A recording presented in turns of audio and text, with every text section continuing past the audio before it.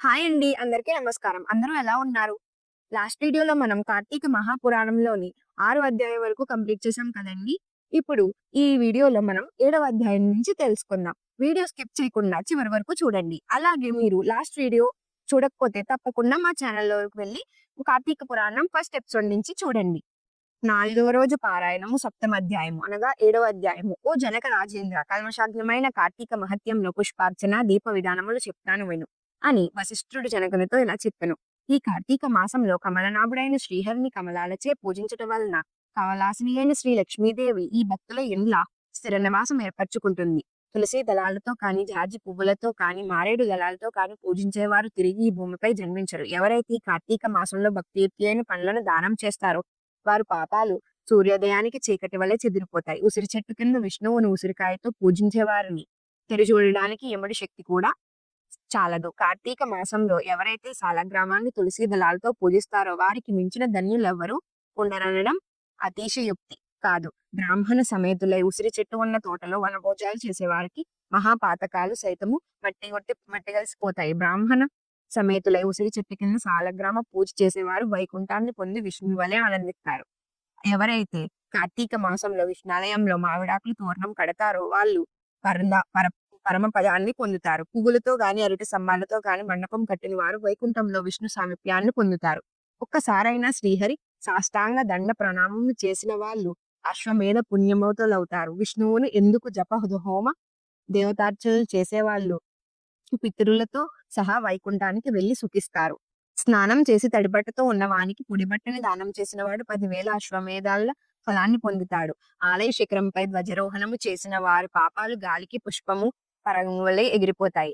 నల్లని లేదా తెల్లని అవిసేపులతో హరిపూజను చేసిన వారికి 10,000 యజ్ఞాల ఫలితము ప్రాప్తిస్తుంది. కార్తీక మాసమందు ఏ స్త్రీ అయితే బృందావన గోమయంతో ఆలి పంచారంగులతోని శంఖ పద్మ స్వస్తికారి నంద దీపాన్ని అర్పించడం వలన కలిగే పుణ్యాన్ని వేలనోళ్ళ ఆదిశేషుడైన పొడగలేడు. ఈ కార్తీక మాసంలో శివుణ్ణి జిల్లేడు పూలతో పూజించిన వాడు దీర్ఘాయువై అత్యమ్న మోక్షాన్ని పొందుతాడు. విష్ణాలయంలో మండపాన్ని అలంకరించిన వారు హరి మందిరంలో చిరస్థాయిగా ఉంటారు. హరిని మల్లె పువ్వులతో పూజించిన వారి పాపాలు సర్వనాశనమై పోతాయి. తులసి గంధములతో సాలగ్రామ పూజ చేసిన వారు వైకుంఠాన్ని పొందుతారు. విష్ణు సన్నిధిలో నాట్యం చేసిన వారి యొక్క పూర్వ సంచిత పాపాలన్నీ నాశనమై పోతాయి. భక్తియుక్తులై అన్నదానం చేసే వారి పాపాలు గాలికి ముంచుతున్నలా ఎగిరిపోతాయి. ప్రత్యేకించి కార్తీక మాసంలో నువ్వుల దానము, మహానది స్నానము, బ్రహ్మపాత భోజనము, అన్నదానము ఈ 4 ఆచరించడం ధర్మముగా చెప్పబడుతూ ఉంది.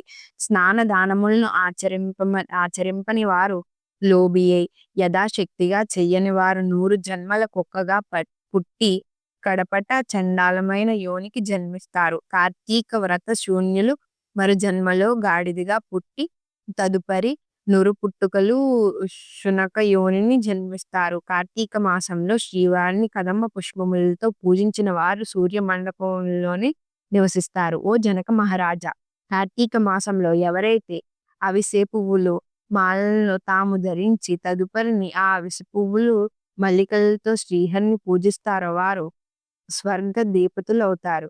మూల్యం తులసి దళాలతో విష్ణువుని పూజించే వాళ్ళు వనితుల వైకుంఠాన్ని పొందుతారు. ఇంకొక సూక్ష్మాన్ని చెప్తాను విను. అశక్తులు అయిన వాళ్ళు కార్తీకే భానువరేతు స్నాన కర్మ సమాచరేత్ మాస స్నానేన యత్పుణ్యం తత్పుణ్యం లభత్రేనుప అద్యం తేతియో తిదో మధ్యమే చ దినయం స్నానమాచరేత్ మాస స్నాన ఫలం తేన లభ్యతే నాత్ర సంశయం. కార్తీక మాసంలో ఆదివారం నాడు లేదా శుక్ల పాడ్యమి నాడు, పౌర్ణమి నాడు గాని, అమావాస్య నాడు గాని సంకల్పరహితముగా పాత్ర స్నానం ఆచరించడం వలన కూడా ఆ మాసమంతా స్నానం చేసిన పుణ్యం లభిస్తుంది. ఆ పాటి శక్తి కూడా లేని వాళ్ళు కార్తీక మాసం నెల రోజులు ఈ సంపూర్ణ కార్తీక మహాపురాణాన్ని చదివినా వినినా కూడా స్నాన ఫలాన్ని పొందుతారు. కార్తీక మాసం సాయంకాలంలో దేవాలయంలో శివ విష్ణు స్తోత్రాలను పఠించే వారు కొంతకాలము స్వర్గలోకంలో ఉండి అనంతరం ధ్రువలోకాన్ని పొందుతారు. ఇలా ప్రతి కార్తీక మాసంలో ఎవరైతే హరిహరులను స్మరించకుండా ఉంటారో వాళ్ళు 7 జన్మల పాటు నక్కలుగా పుడతారనడంలో ఏమీ సందేహం లేదు. సప్తమ అధ్యాయం సమాప్తం. అష్టమ అధ్యాయము. 8వ అధ్యాయము. వశిష్ఠుడు చెప్పినదంతా విని జనకుడు ఇలా అడుగుతున్నాడు. మహర్షి, మీరు చెప్పినవన్నీ వినిన తర్వాత నాకొక సందేహం కలుగుతుంది. వర్ణ సౌకర్యాది మహాపాపాలను చేసిన దుర్జనులు వేద త్రయోక్తాలు అయిన ప్రాయశ్చిత్తాలను చేసుకునేదే పరిశుద్ధులు కారు కదా అని సమస్త ధర్మ శాస్త్రాలను ఘోషిస్తుండగా కేవలం కార్తీక వ్రతాచరణ ధర్మలేశము చేతనే సమస్త పాపాలు హరించుకుని పోయి వైకుంఠాన్ని పొందుతారని చెప్పడంలో మర్మం ఏమిటి? ఇది ఎలా సంభవం? అత్యంత స్వల్పమైన పుణ్యమాత్రము చేతనే గొప్ప గొప్ప పాపాలు ఎలా నశించిపోతాయి? గండ్రగొడ్డలతో కూడా కూలలేని మహాపర్వతాన్ని కేవలం వేలి గోరుతో కూల్చడం సాధ్యమవుతుందా? అగ్ని దగ్ధమవుతున్న ఇంటిలో ఉన్నవాడు ఆ మంట మీద పురుషుడు నీళ్లు జల్లినంత మాత్రాన అగ్ని ప్రమాదం తొలగిపోతుందా? ఏ మహానది ప్రవాహంలోనూ కొట్టుకుని పోయే వారికి ఒక పాటి గడ్డిపరక గట్టుకు చేర్చుతుందా? తనకు తానే కొండచర్యల్లోని ఏ లత సూత్రాన్నే పట్టుకున్నంత మాత్రము చేతనే నదీ పాత వేగం నుంచి సంరక్షించబడుతుందా? వశిష్ఠ, ఈ విధమైన దుష్టంతాల రీత్యా మహాపాపులైన వాళ్ళు సహితము అతి స్వల్ప కార్యమైన కార్తీక వ్రతాచరణము వలన పాపరహితులు పుణ్యాత్ములు ఎలా అవుతారు? వీటికి సమాధానం ఏమిటి? జనకుడి ప్రశ్నకు జ్ఞానహాస్యం చేస్తూ ఇలా చెప్పసాగాడు వశిష్ఠుడు. మంచి విమర్శే చేశావు మహారాజా, చెప్తాను విను. ధర్మాన్ని సూక్ష్మంగా చింతించాలే గాని స్థూల రూపాన్ని మాత్రమే ఆలోచించకూడదు. అదీగాక వేద శాస్త్ర పురాణాలన్నీ కూడా అనేక ధర్మ సూక్ష్మములను మనకు అందిస్తున్నాయి. ఆయా ధర్మ సూత్రాల వలన కొన్ని పర్యాయాల్లో గొప్ప గొప్ప పుణ్యాలు స్వల్పమైనవి గాను, స్వల్ప పుణ్యాలు గొప్పవిని గాను పరిణమిస్తూ ఉంటాయి. ధర్మాలన్నీ గుణత్రయములతో కూడుకుని స్వల్ప నల్పతులను సిద్ధింప చేసుకుంటాయి. మూల ప్రకృతి అయిన మహామాయ కారణంగా సత్వర జస్తములనే 3 గుణాలు కూడా ఏర్పడతాయి. వీటిలో సత్వగుణ ప్రధానమైనది. ధర్మ సూక్ష్మములు, కర్మకాండ, తపస్సు, ప్రాయశ్చిత్తాలను కూడా రజోగుణం వలన ఏర్పడతాయి. తర్కము, దైవేతర చింతనంతో సాగించే దైవిక కృత్యాలు ఆచరించే దాన ధర్మాలు ఇవన్నీ కూడా ధర్మము యొక్క స్థూల స్వరూపులు. ఇవి తమో గుణం వలన ఏర్పడతాయి. వీటిలో సత్వగుణము ప్రధానముగా ఆచరించే ధర్మములు స్వల్పముగా తోచినప్పటికీ దేశకాల యోగ్యతల వలన విశేష ఫలాలను ఇస్తాయి. దేశం అంటే పుణ్యక్షేత్రము, కాలము అంటే పుణ్యకాలము, యోగ్యత అంటే పాత్రత, బ్రహ్మాత్మీయత కలవాళ్ళు ఈ మూడింటిని చింతించకుండా చేసే సర్వధర్మాలు తామసలు. వీటి వలన పాపాలు నశించవు కాబట్టి దేశకాల యోగ్యతలను విచారించి చేసేవే సత్వధర్మాలు. వీటిలో కొన్ని సామకుడి, కొన్ని సమకూడక జరిపేవి. రజోగుణ ధర్మాలు వేరే చెప్పనక్కర్లేదు కదా జనక రాజా. అన్నిటికీ కర్మమే మూలంగా ఎవరి కర్మను బట్టి వారికి ఫలితాలు ఉంటాయి.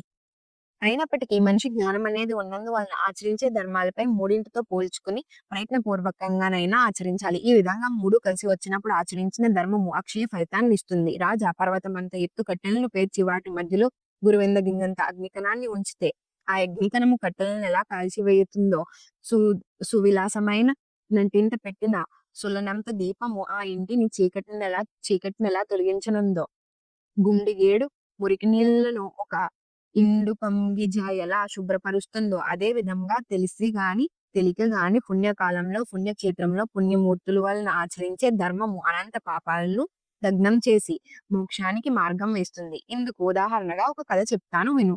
బహుకాలం పూర్వం కన్యభుజ క్షేత్రవాసి సార్థక నామధేయుడైన సత్యనిష్ఠుడైన బ్రాహ్మణుడికి ఆజామీలుడు అనే కుమారుడుండేవాడు. వాడు పరమ దురాచార్యుడు, దాసి సాంగత్యపరుడు, హింసాప్రియుడుగా ఉండేవాడు. సాటి బ్రాహ్మణ గృహంలో ఒక దాసితో సాంగత్యం పెట్టుకుని తల్లిదండ్రులను మీరి ఆ దాసితోనే భోజన శయనాలన్నింటినీ నిర్వహిస్తూ కామాంధుడై వైదిక కర్మఫలన్నింటినీ విడిచిపెట్టి కేవల తామసకుడై ప్రవర్తిస్తూ ఉండేవాడు. తద్వారా బంధువులంతా అతన్ని వదిలేశారు, కులం వాళ్ళు కూడా వెలివేశారు. అందువల్ల ఇల్లు వదిలిపెట్టుకోవాల్సి వచ్చి ఆజామీలుడు చండాలపు వాడలోని ఒకానొక దాసి దానితో కాపురం పెట్టి కుక్కలను మృగాలను పట్టుకుని వృత్తితో బతికే జనాలలో లీనమైన మధుమాంస సేవలోలుడై కాలమును గడిపేవాడు.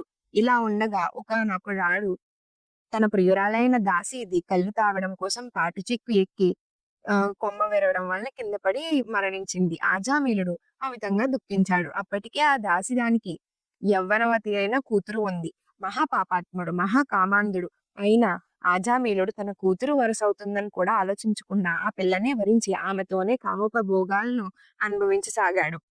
కామకుడైన ఆజామీలుడు తన కూతురి అనేక మంది బిడ్డలను పొందాడు. కానీ వాళ్ళందరూ కూడా పసికందులు కడచేరిపోగా కడకి పుట్టి మిగిలిన బిడ్డకు నారాయణ అని నామకరణం చేసి అత్యధిక ప్రేమతో పెంచుకున్నాడు. తాను తింటున్నా, నిద్రిస్తున్నా, ఏం చేస్తున్నా సరే సతతం అతనిచే స్మరించుకుంటూ నారాయణ నారాయణ అని పిలుచుకుంటూ తన్మయత్ముడవుతూ ఉండేవాడు. కాలం గడిచి ఆజామీలుడు కాలం చేసే సమయం ఆసన్నమైంది. అతనిలోని జీవుణ్ణి తీసుకువెళ్లేందుకు యమదూతలు ఎర్రని గడ్డము మీసాలతో కలిగి చేత దండపాశాలను ధరించి వచ్చారు. వారిని చూస్తుంటే గడగడలాడిపోయిన ఆజామీలుడు ఆ సమయంలో కూడా పుత్రవాత్సల్యాన్ని విరమించుకోలేక ఎక్కడో దూరంగా స్నేహితులతో ఆటల్లో మునిగి ఉన్న కుమారుని కోసమే నారాయణ ఓ నారాయణ తండ్రి నారాయణ అని పలుమార్లు పిలవసాగాడు. ఆ పిలుపు అతడి కొడుకుకు వినపడలేదు. అతను రానులేదు. కాని చివరకు వచ్చిన యమదూతలు ఆ నారాయణ నామస్మరణ విని వెనుకకు జంకారు. అదే సమయంలో అక్కడ ఆవిష్కృతులైన విష్ణుదూతలు ఓ యమదూతలారా అడ్డు తొలగండి, ఇతడు మాచే తీసుకుని వచ్చేవాడు, మీరు తీసుకువెళ్లేవాడు కాదు అని హెచ్చరించాడు. వికసిత పద్మాల వలె విశాలమైన నేత్రాలు కల్లవాళ్ళు, పద్మాలంబర వాసనలు అయిన ఈ పవిత్ర విష్ణు పరిషాదులను చూసి విభ్రాంతులైన యమదూతలు అయ్యా మీరెవరు? యక్ష గంధర్వ స్థిత చారణ కిన్య విద్యాధరులలో ఏ తెగకు చెందినవారు? మా ప్రభువైన యమధర్మరాజు మాకు ఈ విధంగా ధర్మవృత్యా తీసుకుని వెళ్ళనున్న ఈ జీవుణ్ణి మీరెందుకు తీసుకుని వెళ్తున్నారు అని అడ్డగడగంతో విష్ణుదూతలు ఎలా చెప్పసాగారు. ఏవం శ్రీ స్కంద పురాణాంతర్గత కార్తీక మహత్యే సప్తమ అష్టమ అధ్యాయము 4వ రోజు పారాయణం సమాప్తము. చూసారు కదండి. ఇప్పుడు ఈ వీడియోలో మనం 7వ అధ్యాయము అలాగే 8వ అధ్యాయము పూర్తి చేసాం కదా. నెక్స్ట్ వీడియోలో మళ్ళీ 9వ అధ్యాయం నుంచి మొదలు పెడదాం. నెక్స్ట్ వీడియోలో మళ్ళీ కలుద్దాం. ఈ వీడియో మీకు నచ్చినట్టయితే లైక్ చేసి షేర్ చేయండి. ఇక మరిన్ని సనాతన ధర్మ వీడియోస్ కోసం మా ఛానల్ ని తప్పకుండా సబ్స్క్రైబ్ చేసుకోండి. పక్కనే ఉన్న బెల్ ఐకాన్ క్లిక్ చేసి ప్రతి వీడియోకి నోటిఫికేషన్ పొందండి. ఓం నమః శివాయ.